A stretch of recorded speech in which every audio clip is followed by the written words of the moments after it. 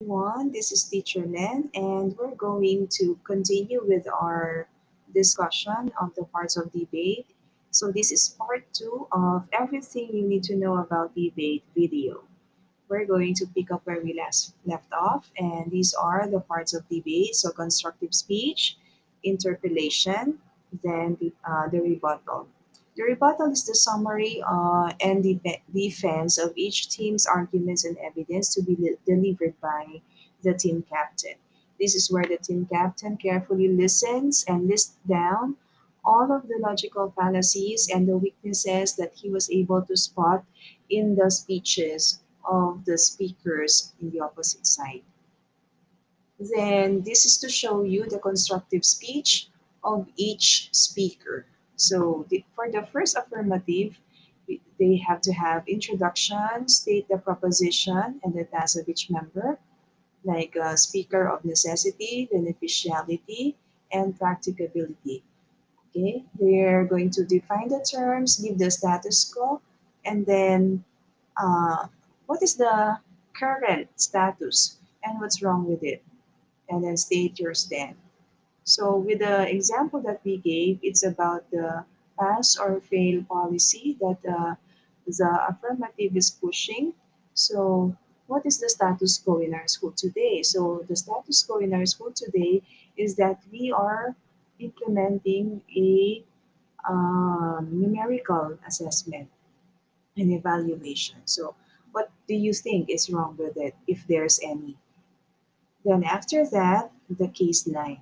So state all of your arguments first, then go back, then strengthen each one. So it's just like you writing an argumentative essay, wherein here you state the proposition, you state your thesis, and then start with your each of your points, point by point, and then you conclude. It's also the same for the constructive speech of the negative team. Okay, uh, the only thing is the only thing that's different is the position of the negative team. So they are against it. Okay, so in the introduction, please do not forget your salutations or your greetings. Okay, so greet the audience, the judges, and of course your fellow debaters. Here is an example. Good morning, everyone, esteemed judges, honorable guests, respected teachers, and my fellow students. I and then feel honored to have been given the opportunity to speak for the topic and then in the topic. And in the body or in the problem, this is the main paragraph or the body of your answer. So always begin with the meaning of the topic or the explanation of the topic in not more than a line. And then start quoting the issues.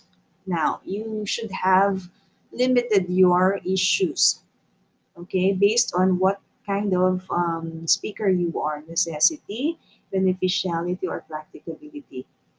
And then make sure you're clear with your thoughts. And of course, you should offer a solution.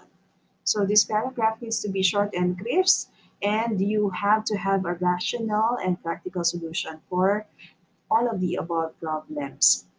Then, sometimes you don't have a very specific one, so you can just state a few general ones. It could involve spreading awareness campaigns, stringent laws, and their strict implementation or education, and some others. And then if you want to use a code, you can use a strong one, but do not overdo it. And then conclude.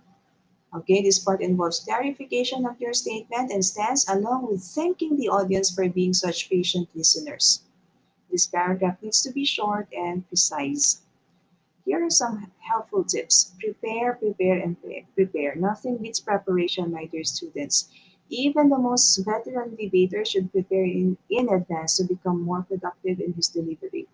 Think before you speak. Speaking from the heart will reach the heart of the audience. So you should not just parrot lines there, or you should not just memorize. You should understand what you're saying and then have it communicated well to your audience. To do this, just do for a moment to start thinking before saying a word.